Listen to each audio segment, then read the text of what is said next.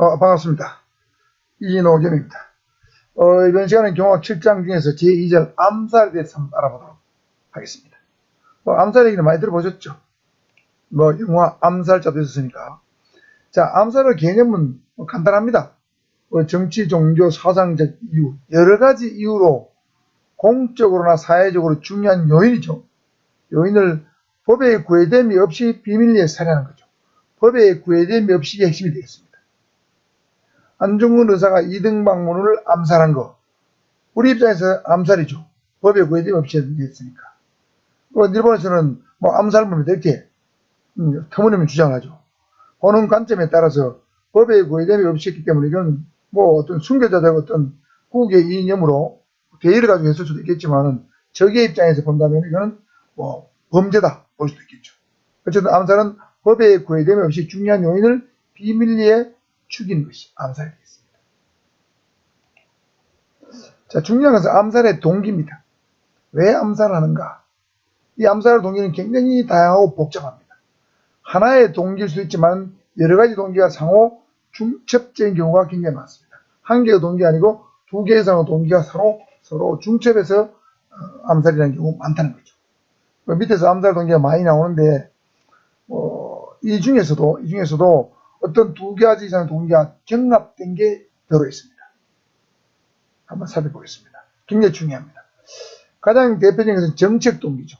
정책 동기라는 건 한마디로 정권 교체를 목적으로 수뇌부를 제거하는 거죠. 보통 쿠데타를 한다. 예를 들면 우리 무신정변을 한다. 이러면 핵심 수뇌부를 죽여버리죠. 비밀리에. 이러면 정권 교체가 되는 겁니다. 임금을 바꾸는다. 이것도 일종의 정책 동기로 볼 수 있습니다. 우리 정조대왕도 독극물에 의해서 암살되었다는 그런 말 있죠. 정조는 개혁군주였기 때문에 신권보다는 왕권의 강화를 굉장히 강조했습니다. 그러다 보니까 신하들은 좋아하지 않았어요. 그래서 신하들이 독극물을 서서히 목에서 오랜 세월에 걸쳐서 목에서 정조를 죽게 만들었다. 이런 어떤 야사 같은 얘기가 있죠. 정설은 아닙니다만은. 자, 그런 것이 정책 동기입니다. 그 다음에 두 번째는 이념적 동기입니다. 이념이라는 것은 이데올로지를 말해요. 이념 또는 사상입니다. 우리 1945년부터 50년 사이에는 우리나라에서 공산주의와 자유주의의 어떤 이념을 가진 사람들과 심각한 대립이 있었습니다. 소위 말해서 이제 빨치산하고 우리 자유주의를 신봉하는 자유사상가들 사이에 굉장한 이념 대립이 있었죠. 그래서 이념은 부자지간의 정도 갈라놓는다는 말이 있어요. 지금 우리나라도 지금 보면 어쩌면 극단적인 진보주의자하고 극단적인 어떤 보수주의자 사이에 이념적 대립이 있습니다. 그런 것을 말하는 겁니다. 내가 절대적으로 신봉하는 사상, 이념, 이것 때문에 어떤 암살을 한다는 거죠. 예를 들면은 1865년대 링컨 대통령이 암살당했는데 암살자는 남부사상을 신봉하는 사람이었습니다. 여기서 남부사상은 바로 노예제도를 찬성하는 노예제도 찬성자들 말합니다. 링컨 대통령은 여러분 알다시피 노예를 해방했죠. 그러니까 남부에 사는 사람들은 남부사상을 신봉하는 사람들은 링컨 대통령을 못 잡아서 안 데려갔었습니다. 그래서 여러 차례 암살 시도가 있었는데 결국에는 1865년도에 암살이 되고 맙니다. 사상적 대립이죠. 그 다음에 1928년도에 로버트 케네디 의원이 암살되는데 이 로버트 케네디 의원은 친이스라엘 정책을 지지하는 사람이었어요. 그러니까 반이스라엘 정책을 지지하는 어떤 반대파에서 암살되는 거죠. 이런 것이 바로 이데올로기적 동기다. 그 다음에 전략적 동기 또는 적대적 동기입니다. 자, 이거는 전쟁 중에 적국의 지도자를 제거하는 거죠. 이런 거 또는 전쟁에 발발할 기회를 만들기 위해서 적의 지도자를 죽이는 것 또는 사회 혼란을 조성할 목적으로 적 지도자를 제거하는 것, 이것이 바로 적대적 동기입니다. 예를 들어 미국에서 2011년도에 오사마 빈 라덴, 알카에다의 수괴인 오사마 빈 라덴을 암살했죠. 어떤 테러 조직의 혼란을 조성할 목적으로 적국의 지도자를 제거한 대표적인 사례가 되겠습니다. 그 다음에 최근에는 2021년도 초에는 미국에서 이란의 군사령관인 솔레이마니를 드론으로 암살하죠. 그 당시에 8명이 죽었는데 이런 것들도 일종의 이때 이란하고 미국하고 전쟁 직전이었습니다. 전쟁 직전에 전쟁 발발을 기회나 사회 혼란을 조성할 목적으로 지도자를 제거한 거죠. 이것은 바로 전략적 적대적 동기라고 할 수 있겠습니다. 그 다음은 순교자적 종교적 동기입니다. 글자 그대로 순교자는 희생자죠. 내가 대의를 위해서 나는 순교한다. 이런 겁니다. 대의를 위해서 누군가를 죽이는 거예요. 예를 들면 우리 안중근 의사가 이또 여러분이 이등박문을 암살한 경우, 그야말로 우리 침략의 원인인 이등박문 조선 총독을 죽이면 대의를 달성할 수 있다고 본 거죠. 목숨을 걸고 죽인 거죠. 그 다음에 1881년도에 가필드 대통령이 암살되는데 이 암살자는 찰스 기토입니다. 찰스 기토는 가필드 대통령의 연설문을 작성하는 연설문 작성자였는데 이 사람은 정신질환자였어요. 그리고 종교적 광신자였습니다. 그런데 가필드가 대통령이 되고 좋은 자리를 하나 얻을 줄 알았는데 좋은 자리를 안 주니까 가필드 대통령이 된 지 4개월 만에 암살을 합니다. 대통령은 4개월 만에 죽었어요. 대통령이 된 지 4개월 만에 죽었습니다. 종교적 광신자에서 암살당한 예가 되겠습니다. 순교자들은 대부분 어떤 극단적인 종교에 빠진 사람들이 많죠. 순교자적 동기나 종교적 동기는 비슷한데 다만 안중근 의사는 종교에 빠진 사람은 아니고 순수한 대의 명분을 달성하기 위해서 적국의 지도자를 암살한 경우죠. 여기도 이런 것들도 순교자적 동기로 볼 수 있겠습니다. 그 다음에 개인적 동기 잘 알아둬야 된다고. 굉장히 좀 헷갈리기 쉬운데 개인적인 증오, 분노, 복수심 때문에 암살하는 경우죠. 자, 복수심, 증오, 분노는 개인적 동기에 속한다. 이거 잘 알아둬야 됩니다. 그 다음에 심리적 동기는 주로 정신질환입니다. 정신질환으로 암살하는 거죠. 정신분열증, 조울증, 편집증, 노년성 치매 등 정신병적 질환으로 암살하는 거예요. 예를 들면 1981년도에 레이건 대통령이 암살 당할 뻔했는데 미수에 그치죠. 총에 맞게 맞았는데 기적적으로 살아났습니다. 이 범죄자는 바로 존 잉클이라는 사람입니다. 정신병력자입니다. 저 배우 조디 포스터의 관심을 끌기 위해서 존 잉클이라는 사람이 레이건 대통령 암살을 시도하는 경우죠. 자, 그러니까 여기 가필드 대통령 암살 사건의 경우에는 순교자적 종교적 광심과 정신질환자였기 때문에 순교자적 동기와 심리적 동기가 결합되어 있다고 볼 수 있습니다. 중첩되는 경우. 가필드 대통령 암살 보면 기토죠. 정신 이상자이면서 종교적 광신자였기 때문에 요 동기와 요 동기가 병합되어 있다. 중첩되어 있다고 보시면 되겠습니다. 자, 심리적 동기는 정신질환이다. 심정으로 바꾸시기 바랍니다. 그 다음에 경제적 동기는 돈 때문에 하는 거죠. 금전적 보상을 목적으로 누군가를 제거하는 게 주로 경제적 동기가 되겠습니다. 자, 그래서 개인적 동기와 심리적 동기 두 가지를 잘 구분하셔야 되고 앞에 있는 전략적 적대적 동기 이것도 잘 알아두셔야 됩니다. 자, 그래서 이 동기, 암살의 동기 매우 중요한데 7가지 정도 동기가 있는데 이걸 여러분 잘 구분해두셔야 됩니다. 시험에 굉장히 잘 나온다. 그 다음에 암살의 양상입니다. 암살은 어떻게 발전되어 왔는가 이런 뜻이죠. 그래서 암살 수법을 살펴보면 근대 이전과 근대 중기 이후하고 현대로 나눠집니다. 주로 여기서 근대라는 것은 한 16세기, 17세기 이전을 말합니다. 그럼 근대 중기 이후는 18세기, 19세기, 현대는 주로 20세기를 뜻한다고 보시면 되겠습니다. 그러니까 근대 이전에는 단도, 짧은 칼 또는 흉기를 수단으로 해서 단발성 입당 공격이 대부분이죠. 칼에 의한 공격이 대부분했습니다. 그러니까 근대 중기 이후에는 총기라든가 폭발물이 발명이 되면서 이 총기나 폭발물을 위한 암살이 가능해졌습니다. 그러다 보니까 기동 중인 대상, 예를 들면 빠르게 움직이는 대상자에 대해 암살도 가능해졌다는 거죠.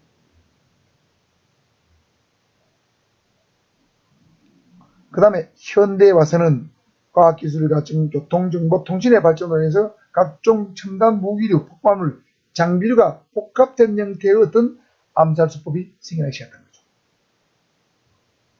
그 다음에 자살폭탄 테러 또는 자살폭탄 공격 이런 것들도 생기하겠고 최근에 와서는 드론이라든가 각종 화학무기를 이용한 암살도 지금 일어나고 있습니다.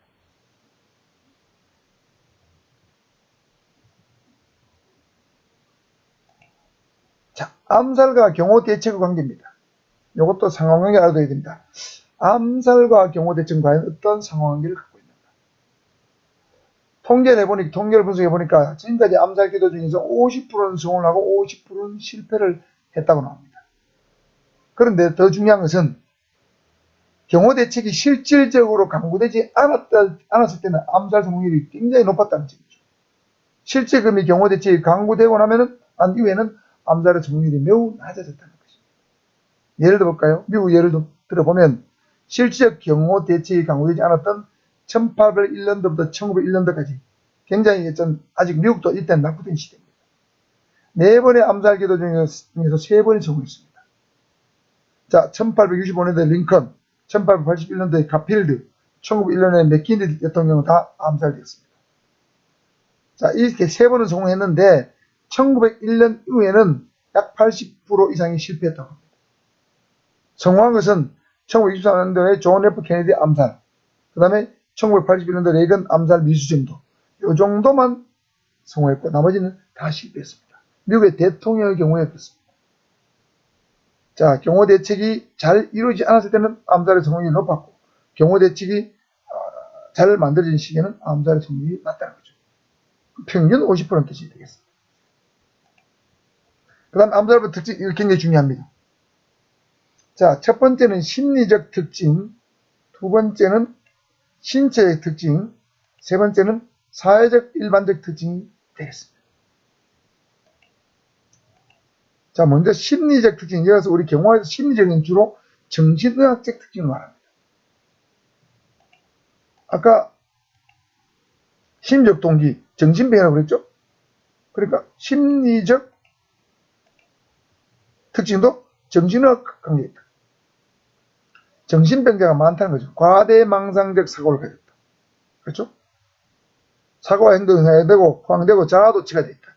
예를 들면 현실 감각에 매우 부족하고 지나치게 이상을 추구하는 사람입니다. 이런 사람들이 과대망상적 사고가 있습니다. 그 다음에 적개심을 가진 경우가 많습니다. 막연한 적개심, 사회에 대한 적개심, 사람에 대한 적개심, 정치에 대한 적개심. 그 다음에 지나치게 종교나 정치에 몰입합니다. 지나치게 종교나 정치에 몰입한다. 심적, 정신적, 의학적으로 문제인 사람이죠. 그 다음에 무능력자이거나 자기 자신을 학대하는 경향이 강합니다. 자기가 뭔가 능력이 없어요. 그러다 보니까 적개심을 소유하십죠. 이 내로남불, 내가 하면 로맨스고 남이 하면 불륜이 되지 말죠. 자기가 능력이 없으면 자기가 노력해야 되는데 사회를 탓하고 남을 탓하고 그런 겁니다. 그 다음에 자기 자신을 학대하는 경우도 있습니다. 인내심이 부족하고 생활이 불안정하며 심심한 것을 못 견디고 자극적을 추구한다. 힘든 일을 못 해냅니다. 늘 불안한 생활을 하죠. 그 자격증을 추구해요. 요즘 젊은 친구들 중에는 자격증을 추구하는 사람들이 많이 있죠. 게임 같은 경우도 굉장히 공격성이 강하고 잔인한 거 이런 걸 추구하잖아요. 이런 걸 많이 보잖아요. 영화 같은 것도 굉장히 폭력적인 거 이런 걸 좋아하는 사람 많아요. 별로 좋은 것은 아닙니다. 그 다음에 어릴 때 강렬한 증오심이나 울분이나 복수심을 체험한 경우가 많다. 어릴 때 계보나 계모로부터 학대를 많이 받은 사람 암살범으로 발전할 가능성이 매우 높다는 뜻입니다. 꼭 그런 건 아닙니다. 그렇다는 뜻입니다. 그 다음에 공격성이나 침략성이 매우 강하다. 동물과 같다는 거죠. 여러분 특히 육식동물, 사자나 호랑이, 악어, 그죠? 하이에나 뭐 이런 건 굉장히 공격성이 강하죠. 채식동물은 굉장히 순합니다. 코끼리나 기린 같은 거 있잖아요. 그 다음에 7번 중요합니다. 용모복장으로는 도대체 외관으로는 구분이 안 되는데 그 사람 내면에 있던 이런 다양한 이런 심리적 형태, 불안정은 어떤 형태든 언젠가는 반드시 드러난다는 거죠. 이것이 심리적 특징이겠습니다.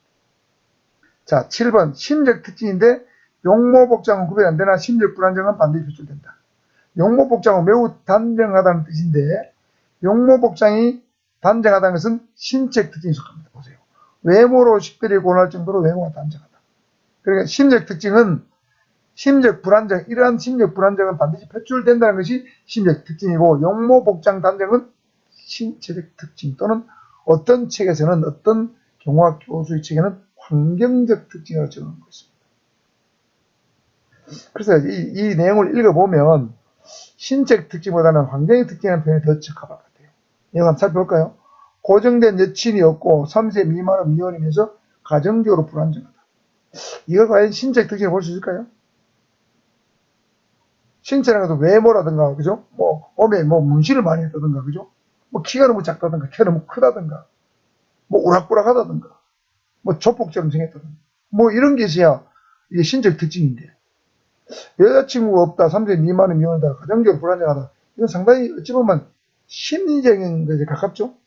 그래서 이거는 신체적 특징보다는 환경적 특징으로 보는 게 더 적합할 것 같은데, 경호학 교재는 이걸 신체적 특징으로 쓰는 책도 많습니다. 그래서 일단 여친이 없고 3세 미만이다, 가정적으로 불안정하다, 이런 경우도 신체적 특징으로 여러분 이해해 두시고, 3번 범행을 할 때쯤에는 정상적 생활 습관에서 벗어나서 정신적 무질서 속에 빠지게 된다. 정신적 아노미, 혼란 속에 빠지게 된다는 거죠. 굉장히 정신적으로 갈피를 못 잡는다는 뜻입니다.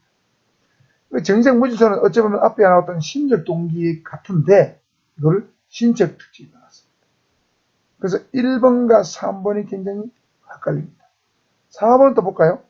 자기 자신을 정치적, 종교적 운동과 동일시키며 암살 목적이 암살 대상자의 인물보다는 직위를 목표로 한다. 사람보다는 직위, 직책을 목표로 한다는 거죠. 인물보다는 직위를 목표로 한다는 말은 사람보다는 직위, 직책을 목표로 한다는 거죠. 예를 들면 대통령, 총리, 장관, 차관, 이건 직위입니다. 국회의원 직위죠. 인물은 사람 자체입니다. 그러니까 직위가 없는 사람은 별로 관심이 없다는 거죠.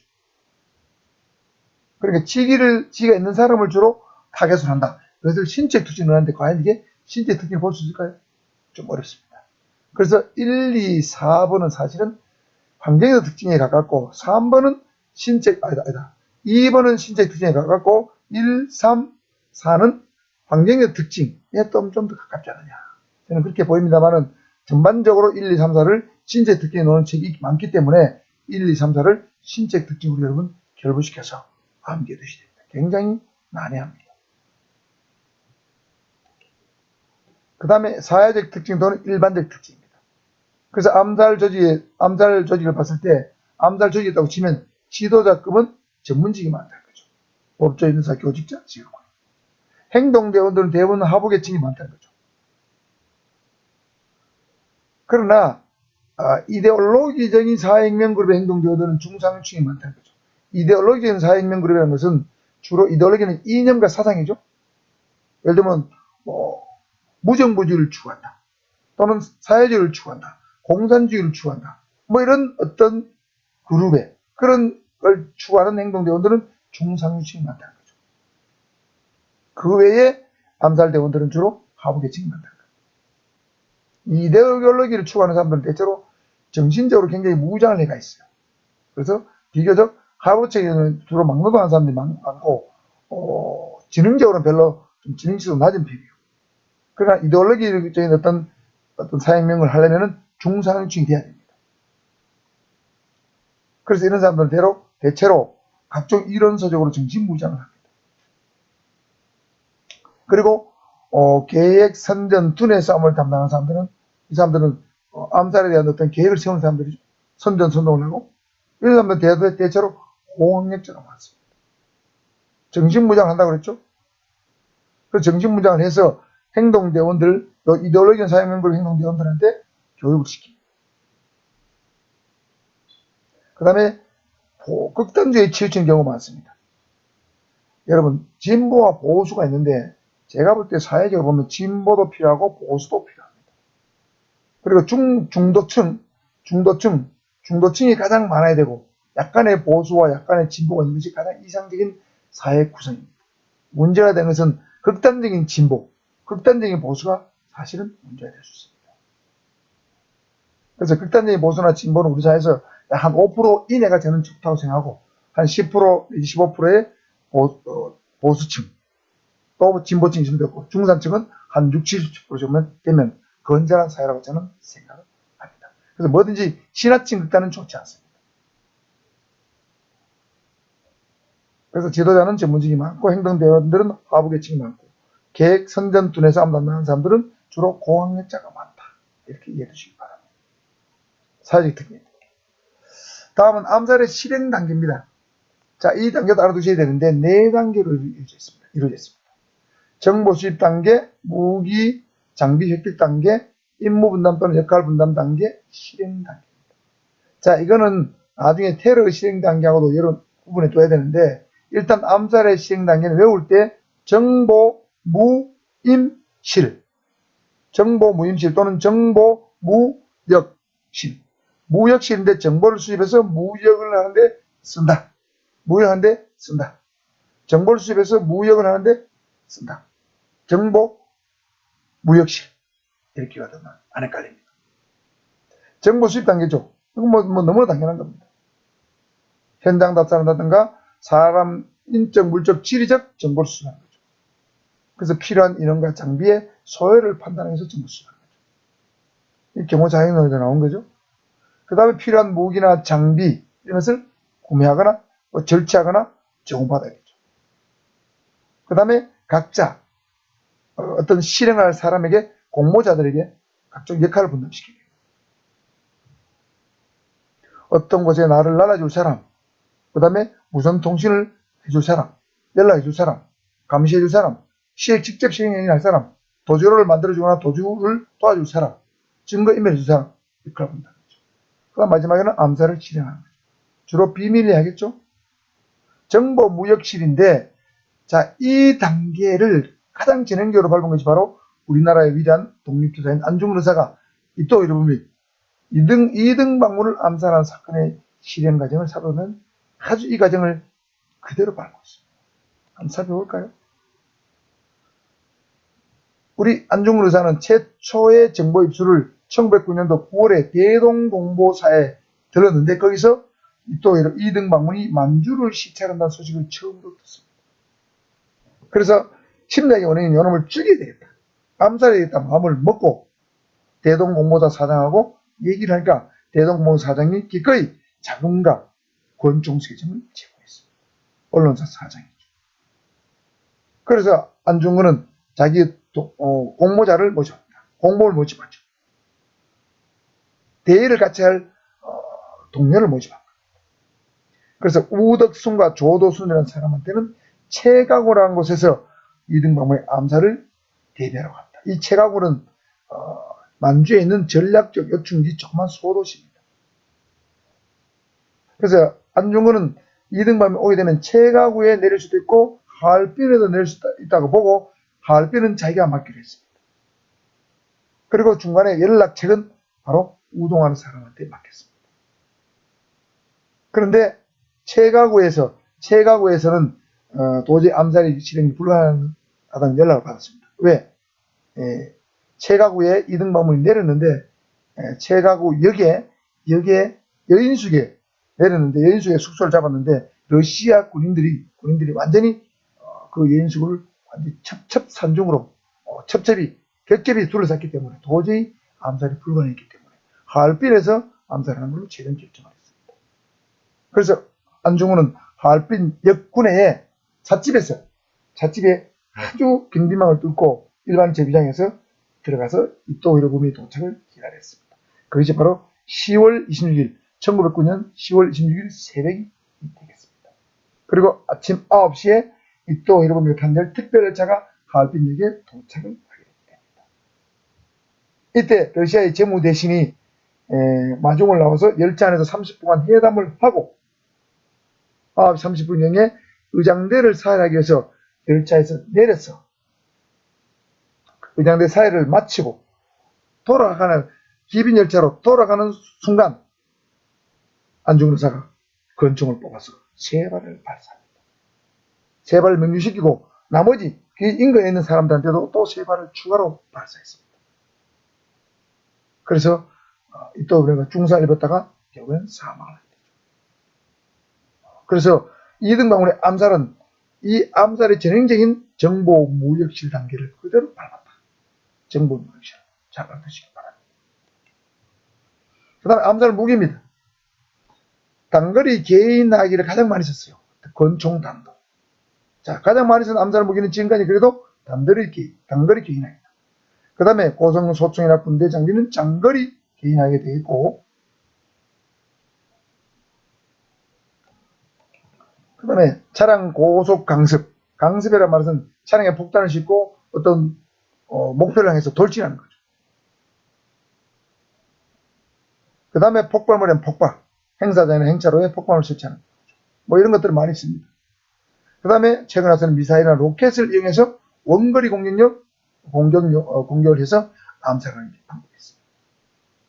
그 다음에 더 최근에는 바로 화학무기를 쓰거나 공격용 드론을 활용하는 거죠. 고체, 기체, 액체 화학물질을 쓰는 거죠. 대표적인 게 바로 우리 김정남 암살입니다. 말레이시아에서 김정남이 암살을 됐죠. 그때 암살 방법이 바로 VX 크림을 이용했는데, 한 명의 여성이, 사진 한번 볼까요? 자, 이게 김정남인데, 두 명의 여성이 갑자기 달려들어서 공항에서 한 명의 여성이 얼굴에 어떤 물질을 바르고 또 다른 여성이 이 김정남 얼굴에 또 다른 물질을 바릅니다. 이 두 가지 물질이 혼합되면서 굉장한 독성을 발휘해요. 초창기에는 침이나 땀만 흘리다가 시간이 지나면 심장마비로 사망해요. 여기 김정남이가 암살을 시도를 당한 다음에 독부문을 발린 다음에 공항에 있는 경찰 관서에 들어가서 갑자기 의자에 쓰러지는 장면입니다. 처음에는 아무 이상이 별로 큰 힘이 없어요. 침만 땀만 흘리다가 갑자기 죽게 됩니다. 그래서 김정남이 처음에 이렇게 독부문을 바른 상태에서 공항에 있는 경찰 관서까지 자기가 걸어서 갑니다. 그런데 가서 갑자기 쓰러져요. 이게 바로 유명한 VX 화학무기. 여러분 알듯이 북한은 세계 제3위의 화학무기 제조 시설을 갖고 있다고 알려져 있습니다. 굉장히 무서운 겁니다. 그래서 우리나라에 이 VX를 실은 스커드 미사일이 한 발이 만일에 서울에 떨어지면 약 12만 명이 그대로 죽는다고 합니다. 무서운 무기입니다. 그 다음에 최근에는 공격용 드론이죠. 바로 이게 미국에서 만든 리퍼라 불리는 공격용 드론인데, 이렇게 소형 미사일을 장착해서 쏘는 거죠. 이란의 군사령관이 이번에 공격용 드론 리퍼에서 암살되었습니다. 자, 단거리 개인하기를 가장 많이 썼다. 자, 암살의 장비들도 점점 진화하고 있습니다. 자, 이렇게 해서 오늘은 암살에 대해서 전반적인 상황을 한번 살펴보았습니다. 한 번 더 말씀드리지만, 이제 경비협법 경우와 교재가 필요하신 분들은 한 건당 5,000원 정도 되니까 제 교재 입금하시면은 제가 이메일로 교재를 보내드리고 있습니다.